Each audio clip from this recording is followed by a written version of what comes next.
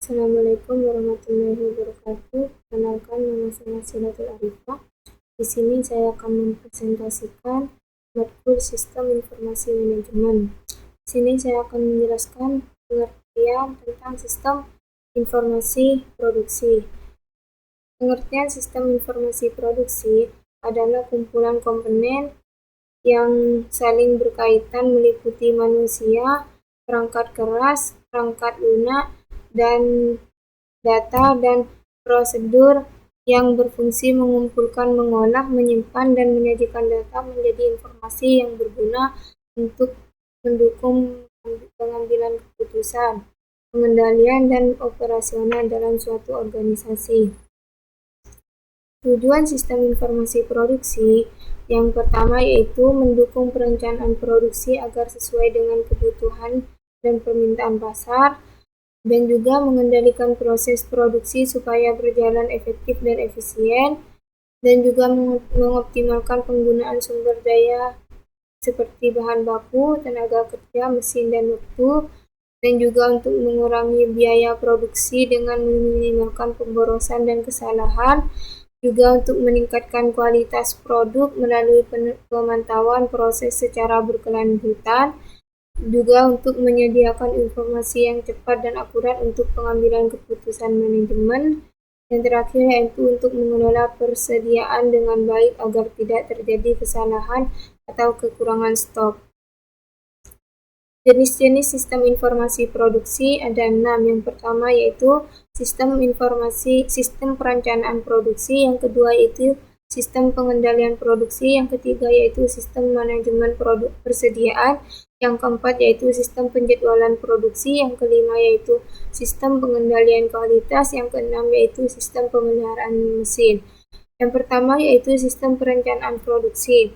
Sistem ini menentukan strategi jangka panjang dan mencegah tentang apa yang akan dibuat, berapa banyak, dan kapan. Tujuannya adalah memastikan ketersediaan sumber daya seperti bahan baku, tenaga kerja, dan juga mesin sesuai dengan pemerintahan pasar. Contohnya, sebuah pabrik mobil merencanakan untuk memproduksi 5.000 unit setiap tahun depan berdasarkan tren pasar. Mereka mulai memesan baja dan mesin produksi 6 bulan sebelum praktikan dimulai. Yang kedua yaitu sistem pengendalian produksi. Sistem pengendalian produksi adalah jika perencanaan adalah peta, maka pengendalian adalah kemudi. Sistem ini memantau jalannya proses produksi agar tetap sesuai rencana. Jika terjadi keterlambatan atau kekurangan bahan, sistem ini melakukan penyesuaian.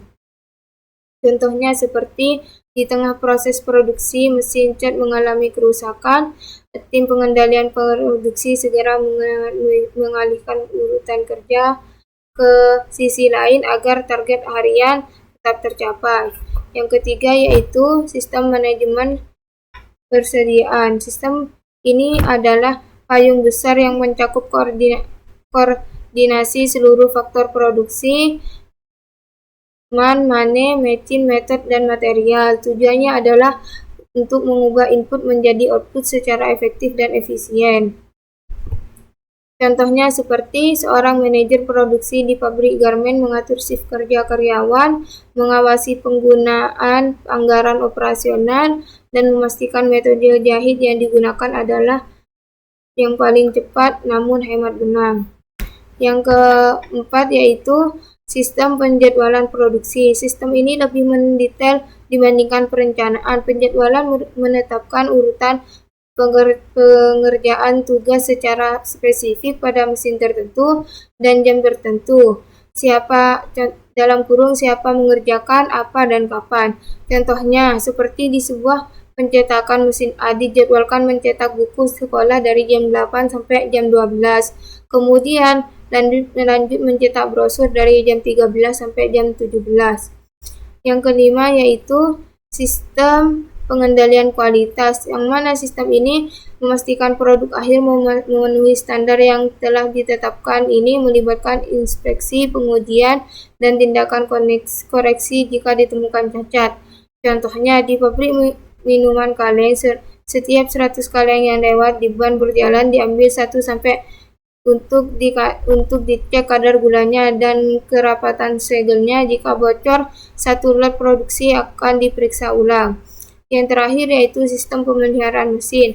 Sistem pemeliharaan mesin yakni bertujuan untuk menjaga agar fasilitas produksi tetap dalam kondisi prima guna mencegah kerusakan mendadak bisa menghentikan produksi. Contohnya, sebuah pabrik semen menerapkan preventif di mana setiap 1000 jam kerja mesin penggiling harus dimatikan selama 2 jam untuk diberi pelumas dan diganti suku cadang kecil sebelum rusak total. Terus selanjutnya yaitu fungsi informasi. Ada 5. Yang pertama yaitu mengumpulkan data, yang kedua yaitu mengolah data, yang ketiga yaitu menyimpan data, yang keempat yaitu menyediakan informasi yang akurat dan tepat waktu, yang kelima yaitu mendukung perencanaan dan pengendalian. Yang pertama yaitu mengumpulkan data.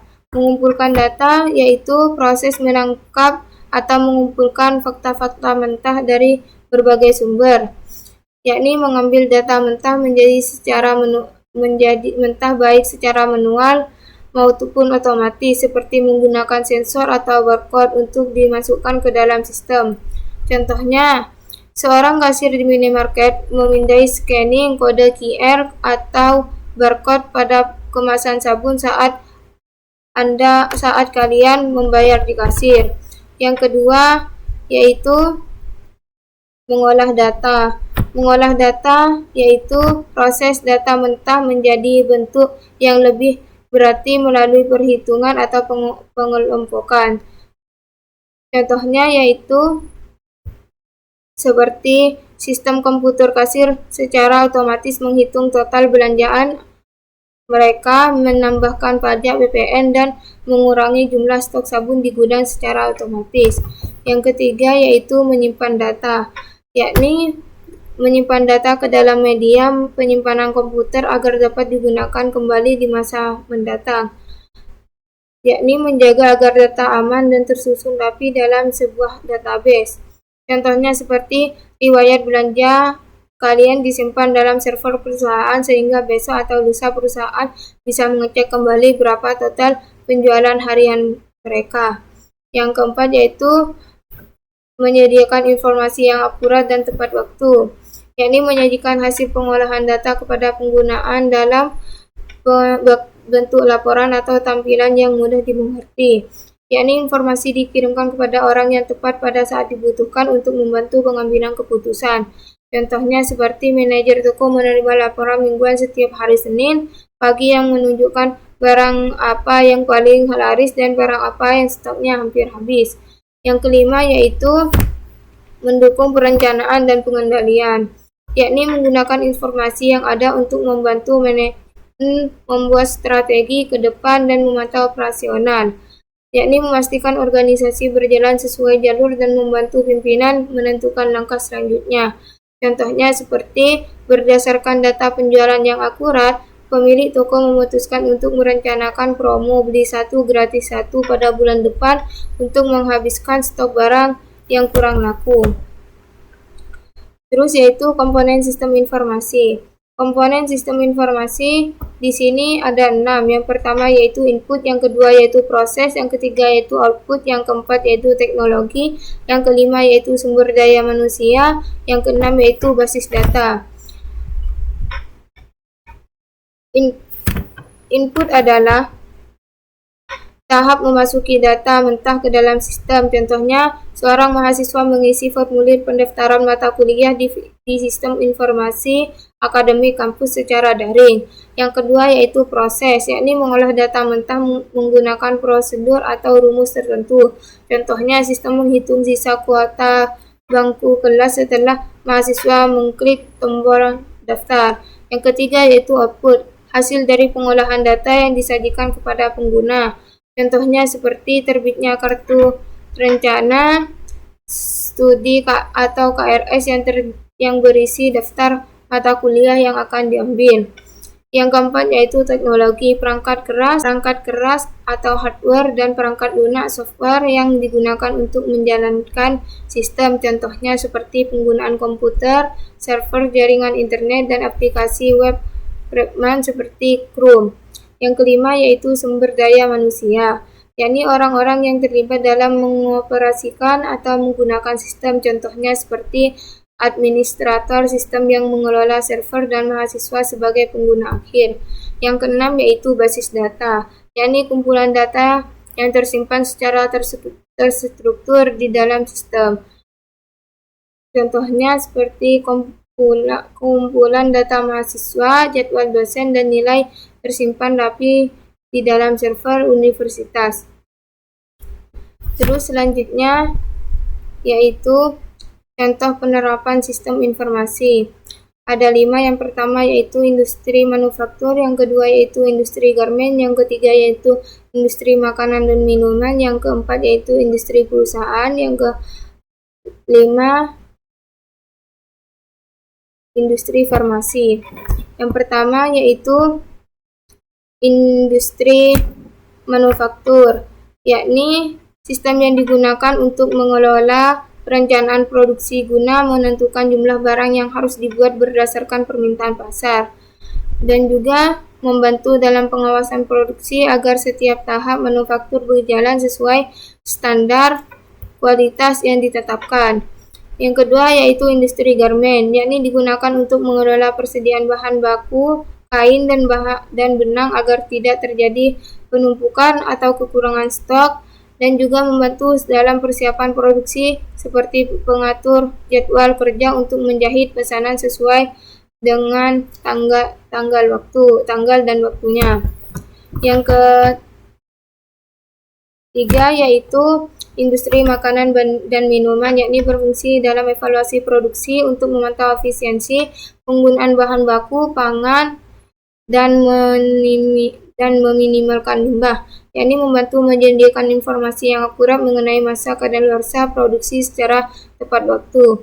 Yang keempat yaitu industri perusahaan percetakan, yakni berfungsi sistem ini membantu dalam pelaksanaan produksi dengan mengatur antrean pesanan cetak agar mesin bekerja secara optimal, dan juga memudahkan proses input data pesanan pelanggan mulai dari jenis kertas, ukuran, hingga jumlah cetakan.